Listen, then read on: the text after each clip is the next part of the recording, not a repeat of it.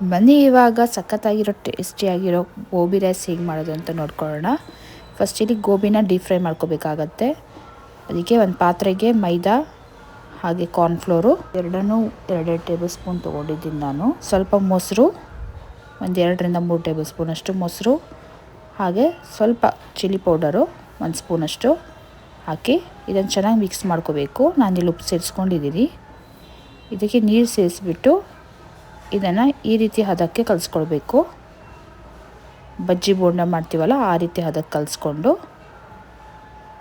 ಇಲ್ಲಿ ಗೋಬಿನ ಹಾಕಿಬಿಟ್ಟು ಚೆನ್ನಾಗಿ ಮಿಕ್ಸ್ ಮಾಡಿಕೊಂಡು ಇದನ್ನು ಡೀಪ್ ಫ್ರೈ ಮಾಡ್ಕೋಬೇಕಾಗತ್ತೆ.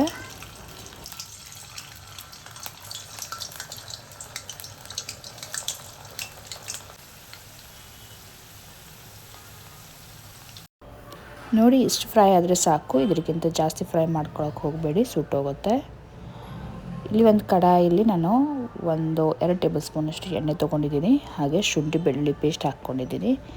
ಇಲ್ಲಿ ನಾನು ಬೆಳ್ಳುಳ್ಳಿ ಶುಂಠಿ ಸಪ್ರೇಟಾಗಿ ಹಾಕಿಲ್ಲ, ಶುಂಠಿ ಬೆಳ್ಳುಳ್ಳಿ ಪೇಸ್ಟ್ ಇತ್ತು ಅದನ್ನೇ ಹಾಕ್ಕೊಂಡೆ. ಹಾಗೆ ಇಲ್ಲಿ ಹಸಿಮೆಣಸು ಹಾಕಿಬಿಟ್ಟು ಈರುಳ್ಳಿನ ಹಾಕಿಬಿಟ್ಟು ಚೆನ್ನಾಗಿ ಫ್ರೈ ಮಾಡ್ಕೋಬೇಕಾಗತ್ತೆ ಇದನ್ನು. ಇಲ್ಲಿ ಒಂದು ಕ್ಯಾಪ್ಸಿಕಮ್ ತೊಗೊಂಡಿದ್ದೀನಿ, ಅದನ್ನು ಹಾಕೊಂಡು ಚೆನ್ನಾಗಿ ಫ್ರೈ ಮಾಡ್ಕೊಳ್ಳಿ.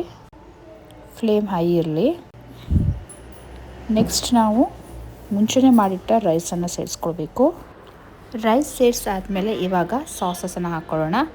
ಇಲ್ಲಿ 1 ಸ್ಪೂನಷ್ಟು ಸೋಯಾ ಸಾಸು, 1 ಟೇಬಲ್ ಸ್ಪೂನಷ್ಟು ಗ್ರೀನ್ ಚಿಲ್ಲಿ ಸಾಸು, ಹಾಗೆ 1 ಸ್ಪೂನಷ್ಟು ಟೊಮೆಟೊ ಕೆಚಪ್, ಈ 3 ಸಾಸನ್ನು ಸೇರಿಸ್ಕೊಂಡು ಇದನ್ನು ಚೆನ್ನಾಗಿ ಮಿಕ್ಸ್ ಮಾಡ್ಕೊಳ್ಳೋಣ.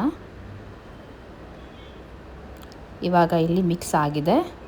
ಇಲ್ಲಿ ನಾನು ಈರುಳ್ಳಿ ಹೂ ಸೇರಿಸ್ಕೊಳ್ತಾ ಇದ್ದೀನಿ, ಹಾಗೆ ಕೊತ್ತಂಬರಿ ಸೊಪ್ಪು ಇವೆರಡನ್ನು ಹಾಕ್ಕೊಂಡು ಚೆನ್ನಾಗಿ ಮಿಕ್ಸ್ ಮಾಡ್ಕೊಂಡಿದ್ದೀನಿ.